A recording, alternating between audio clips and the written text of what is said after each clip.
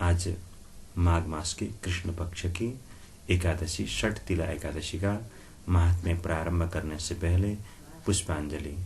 श्रीमच्चंदन चर्चितोज्ज्वल वपुः शुक्लांबरा मल्लिका मालालंकृत कुंडला प्रविलसत् मुक्तावली शोभिता सर्वज्ञाननिदान पुस्तकधरा रुद्राक्षमालाकरा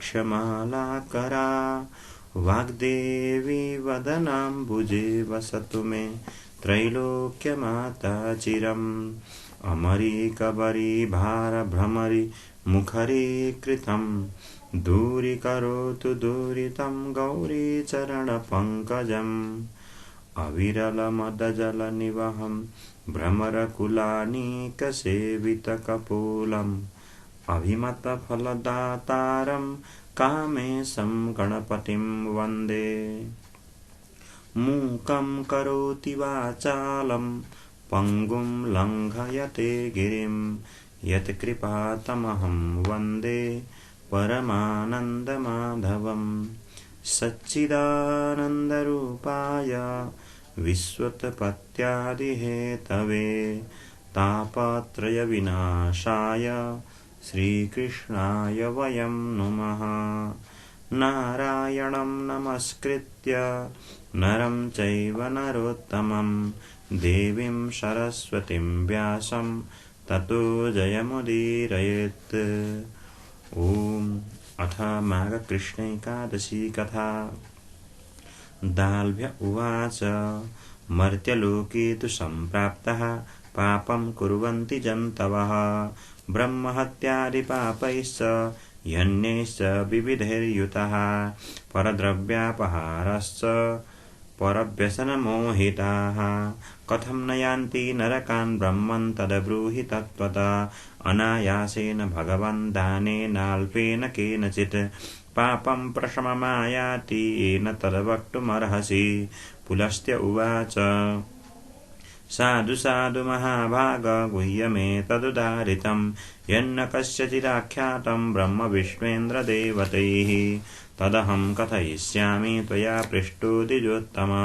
ततो माघे तु सम्प्राप्ते शुचिः स्नातो जितेन्द्रियः कामक्रोधाभिमानेर्ष्या लोभपैशून्यवर्जितः देवदेवं च संस्मृत्य पादौ प्रक्षाल्य वारिणा भूमावपतितं ग्राह्यं गोमयं तत्र मानवः तिलान् प्रक्षिप्य कार्पासं पिण्डकांश्चैव कारयत् अष्टोत्तरशतं चैव नात्र कार्या विचारणा।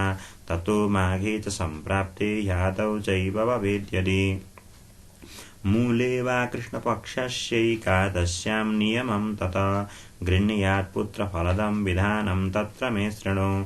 देवदेवं समभ्यर्च्य शुष्णातः प्रयतः शुचिः कृष्णनामानि संकीर्त्य क्षुद्रिम्भासु च सर्वदा रात्रौ जागरणं कुर्याद् रात्रौ होमं च कारयेत् अर्चयेद्देवदेवेशं शङ्खचक्रगदाधरं चन्दनागरुकर्पूरैर्नैवेद्यैः शर्करादिभिः संस्मृत्य नाम्ना च तथा कृष्णाख्येन पुनः पुनः कुष्माण्डैर्नारिकेलैश्च यथवा बीजपूरकैः सर्वाभावेऽपि विप्रेन्द्र शस्तं पूगीफलं तदा अर्घ्यं दत्त्वा विधानेन पूजयित्वा जनार्दनं कृष्ण कृष्ण कृपालो त्वमगतीनां गतिप्रद संसारार्णवमग्नानां प्रसीद परमेश्वर नमस्ते पुण्डरीकाक्ष नमस्ते विश्वभाव सुब्रह्मण्य नमस्तेस्तु महापुरुषपूर्वज गृहाणार्घ्यं मया दत्तं लक्ष्म्या सह जगत्पते ततस्तु पूजयेत् विप्र मुदकुम्भं प्रदापयेत् छत्रोपानहवस्त्रैश्च कृष्णो मे प्रीयतामिति कृष्णाधेनु प्रदातव्या यथाशक्त्या द्विजोत्तम तिलपात्रं द्विजश्रेष्ठ दद्यात् तत्र विचक्षणः स्नानप्राशनयोशस्तः श्वेतः कृष्णास्तिलामुने तान् प्रदद्यात् प्रयत्नेन यथाशक्त्या द्विजोत्तम तावद्वर्षसहस्राणि स्वर्गलोके महीयते। तिलस्नायी तिलोदवर्ती तिलहोमी तिलोदके तिलभुक् तिलदाता च षट्तिला पापनाशकः। नारद उवाच कृष्ण कृष्ण महाबाहो नमस्ते भक्तभावन। षट्तिलैकादशी भूतं कीदृशं फलमश्नुते। सोपाख्यानं मम ब्रूहि यदि तुष्टोऽसि यादव। श्रीकृष्ण उवाच शृणु ब्रह्मन् यथा वृत्तं दृष्टं तत् कथयामि ते। मृत्युलोके पुरा यासीद् ब्राह्मणी तत्र नारद। व्रतचर्यरता नित्यं देवपूजारता तदा। मासोपवासनिरता मम भक्ता च सर्वदा। कृष्णोपवाससंयुक्ता मम पूजापरायणा। शरीरं क्लेशितं नित्यमुपवासैर्द्विजोत्तम। दीनानां ब्राह्मणानां च कुमारीणां च भक्षिता। गृहादिकं प्रयच्छन्ति सर्वकालं महामतिः। अतिकृच्छ्ररता सा तु सर्वकालेषु वै द्विज। शुद्धमस्या शरीरं हि व्रते कृच्छ्रैर्न संशयः। अर्थिनं वैष्णवं लोकं कायक्लेशेन वै तया। न दत्तमन्नानं हि येन तृप्तिपरा भवेत्। एतज्जिज्ञासया ब्रह्मन् मृत्युलोकमुपागतः। कापिलं रूपमास्थाय भिक्षापात्रेण याचिता। ब्राह्मण्योवाच कस्मात् त्वमागतो ब्रह्मन् वद यस्मात् समागतः। पुनरेव मया प्रोक्तं देहि भिक्षां च सुन्दरी। तया कोपेन महता मृत्पिण्डस्ताम्रभाजने। क्षिप्तो यावत् तया देव्या पुनः स्वर्गं गतो द्विज। ततः कालेन महता तापसीषु महाव्रता। कदाचित् स्वर्गमायाता व्रतचर्या प्रसादतः। मृत्पिण्डस्य प्रभावेण गृहं प्राप्तं मनोरमं। सञ्जातं चैव विप्रर्षे धान्यकोशादिवर्जितं। गृहं यावन्निरीक्षेत न किञ्चित् तत्र पश्यति।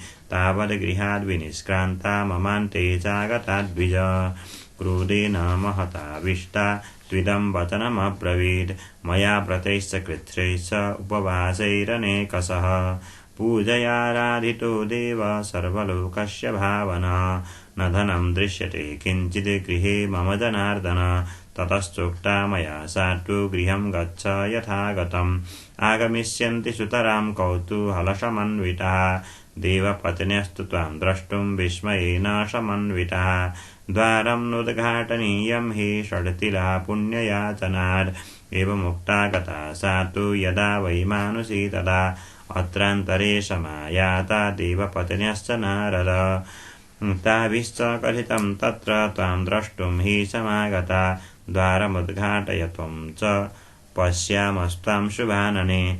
मानुष्युवाच यदि द्रष्टुं मया कार्यं सत्यं वाच्यं विशेषतः। ददन्तु षट्तिला पुण्यं द्वारोद्घाटनकारणात्। एकापि तत्र नावादीत् षट्तिला व्रतनामत। अन्यया कथितं तत्र द्रष्टव्या मानुषी मया। ततो द्वारं समुद्घाट्य दृष्टा ताभिश्च मानुषी। सातीव सुन्दरी चासीन् नयनानन्दकारिणी। न देवी न च गन्धर्वी नासुरी न च पन्नगी। दृष्टा पूर्वं मया नारी ईदृशी सा द्विजर्षभ। रूपकान्ति समायुक्ता क्षणेन समपद्यत। धनं धान्यं च वस्त्रादि सुवर्णं रौप्यमेव च। सर्वं गृहं सुसम्पन्नं षट्तिलायाः प्रसादतः। अतितृष्णा न कर्तव्या वित्तशाठ्यं विवर्जयेत्। आत्मवित्तानुसारेण तिलान् वस्त्रादि दापयेत्। लभते चैवमारोग्यं ततो जन्मनि जन्मनि। दारिद्र्यं न च कष्टं वै न च दौर्भाग्यमेव च। न भवेद्वै द्विजश्रेष्ठ षट्तिलाया उपोषणात्। अनेन विधिना राजंस्तिलदानान्न संशय। मुच्यते पातकैः सर्वैर्नात्र कार्या विचारणा। दानं च विधिना सम्यक् सर्वपापप्रणाशनं। नानर्थभूतो नायास शरीरे मुनिसत्तम। दानं च विधिना सम्यक् सर्वपापप्रणाशनं। नानर्थभूतो नायास शरीरे मुनिसत्तम। स्वस्य श्री भविष्योत्तर पुराणे श्री कृष्णार्जुन संवादे महाकृष्ण एकादशी षट्तिला माहात्म्यं श्री कृष्णार्पणमस्तु। कृष्णाय वासुदेवाय हरये परमात्मने प्रणतक्लेशनाशाय गोविंदाय नमो नमः। आइए अब अंत्य में मंत्र पुष्पांजलि संस्कृत पाठ के अनंतर उपनयतु मंगलम वह सकल जगन मंगलालय श्रीमान दिनकर किरण निबोधित नवनलिन दल निवेक्षण कृष्ण तत्रैव गंगा यमुना च तत्र गोदावरी सिंधु सरस्वती च सर्वाणि तीर्थानि वसन्ति तत्र यत्राच्युतोदार कथा प्रसंग काले वर्षतु पर्जन्यः पृथिवी सस्यशालिनी देशोऽयं क्षोभरहितो ब्राह्मणाः सन्तु निर्भयाः अपुत्रः पुत्रिणः सन्तु पुत्रिणः सन्तु पौत्रिणः निर्धनाः सदनाः सन्तु जीवन्तु शरदां शतं यं ब्रह्मा वरुणेन्द्र रुद्रमरुतास्तुन्वन्ति दिव्यैस्तवैर्वेदैः साङ्गपदक्रमोपनिषदिर्गायन्ति यं सामगाः ध्यानावस्थिततद्गतेन मनसा पश्यन्ति यं योगिनो यस्यान्तं न विदुः सुरासुरगणा देवाय तस्मै नमः। अथ श्रीकुसुमोपमेयकान्तिर्यमुनाकूलकदम्बमूलवर्ती नवगोपवधूविलासशाली वनमाली वितनोतु मङ्गलं नः। ॐ तत्सत् श्रीकृष्णार्पणमस्तु। वसुदेवसुतं देवं कंसचाणूरमर्दनं देवकी परमानन्दं कृष्णं वन्दे जगद्गुरुम्। आइए अब हम हिंदी में संस्कृत का भावार्थ कथा श्रवण करते हैं। भगवान श्री हरि श्री कृष्ण से युधिष्ठिर महाराज प्रश्न कर रहे हैं।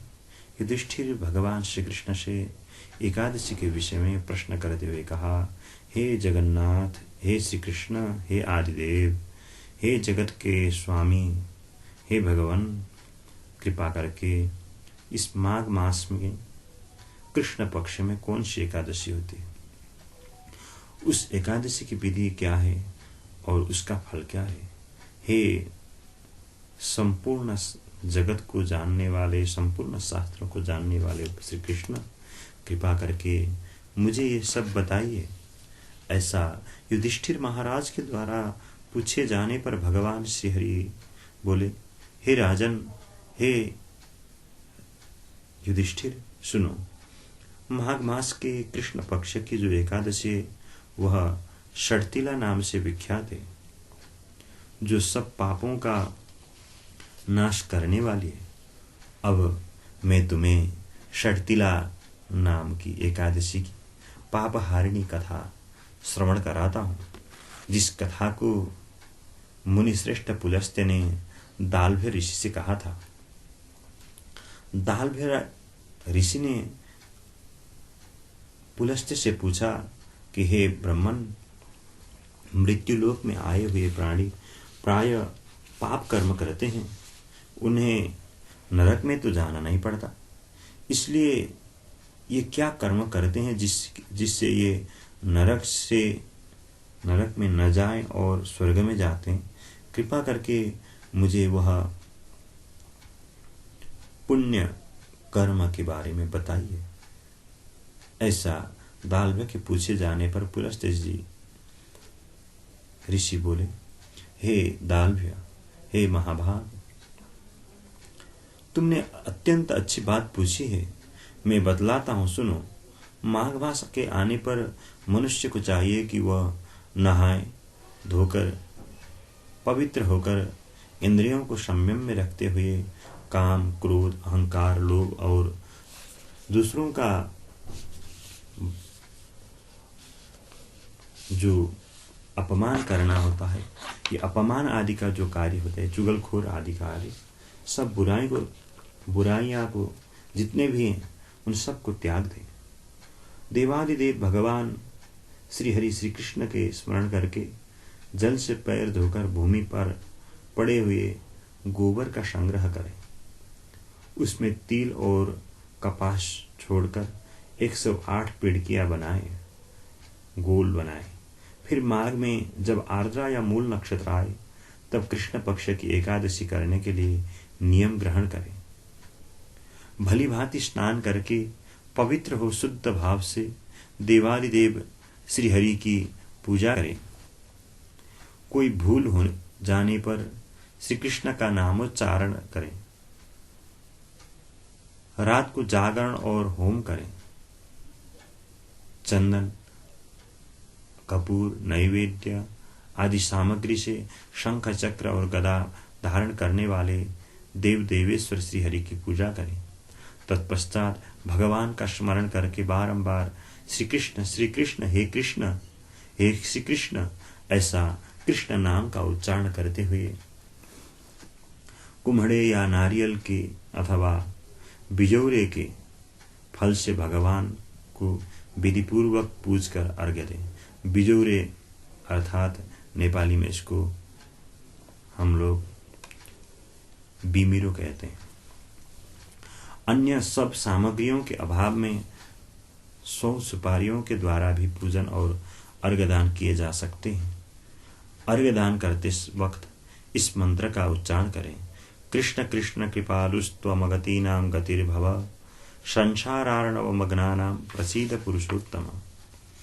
नमस्ते पुंडरीकाक्ष, नमस्ते विश्वभावन, सुब्रह्मण्य नमस्तेस्तु महापुरुष पूर्वज, गृहाणार्घ्यं मया दत्तं लक्ष्म्याशा जगत्पते।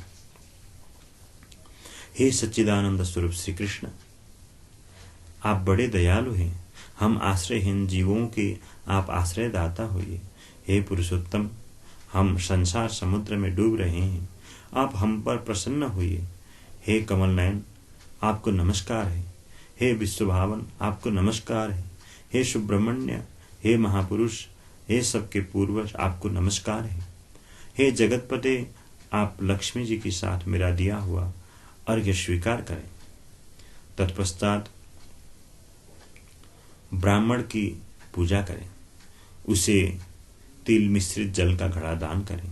साथ ही छाता, जूता और वस्त्र भी यथाशक्ति दान करें। दान करते समय ऐसा कहें, इस दान के द्वारा भगवान श्री कृष्ण मुझ पर प्रसन्न हो। अपनी शक्ति के अनुसार श्रेष्ठ ब्राह्मण को यदि संभव हो तो काली गाय का दान करें। हे द्विजश्रेष्ठ, विद्वान पुरुष को चाहिए कि वह तिल से भरा हुआ पात्र भी दान करे। उन तिलों के बोने पर उनसे जितनी शाखाएं पैदा हो सकती है उतने 1000 वर्षों तक वह स्वर्गलोक में प्रतिष्ठित होता है। 6 प्रकार के तिल का जो वर्णन है उससे इस एकादशी का नाम षटतिला है। वो 6 प्रकार ये: तिल से स्नान करें अथवा तिल का पेस्ट बना करके उबटन लगाकर स्नान करें, अथवा तिल से हवन करना, तिल मिलाया हुआ जल पान करना, तिल का दान करना और तिल को भोजन के काम में अर्थात खाना। इस तरह से 6 प्रकार के कामों में तिल का उपयोग करने से यह एकादशी षटतिला कहलाती है, जो सब पापों का नाश करने वाली है। तिलस्नायी तिलोदवर्ती तिलहोमि तिलोदकी तिलदाता च भोक्ता च षटतिला पापनाशिनी। इस तरह षटतिला एकादशी का व्रत करें।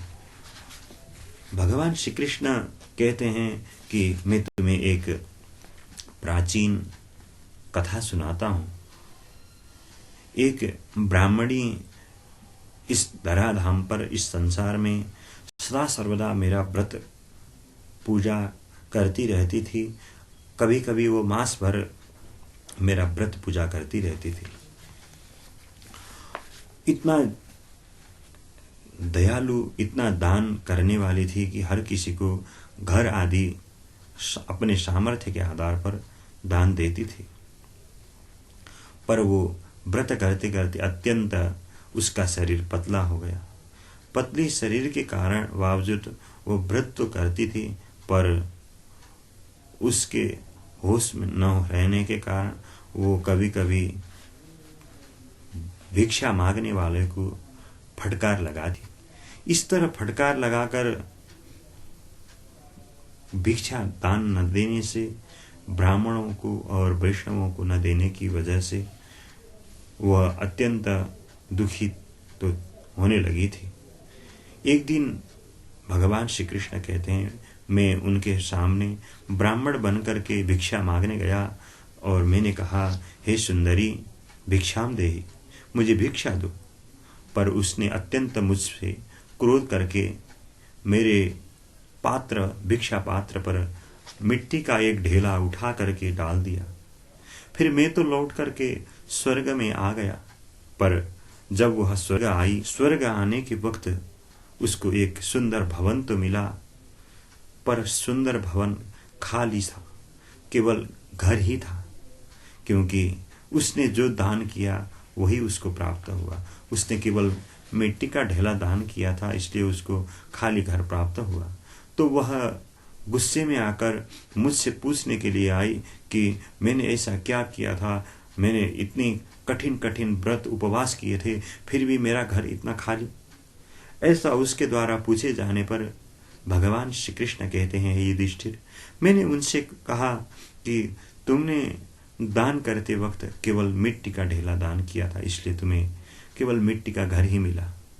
अब तुम पृथ्वी में जाओ और वहां जा करके षटतिला का व्रत करो, और यहां से तुम्हें देखने के लिए अप्सराएं आएंगी, और उनसे तुम कहना कि मुझे षटतिला एकादशी के व्रत का जो फल है प्राप्त होता है, उस फल को तुम मुझे दो, तो मैं तुम्हें दर्शन दूंगी।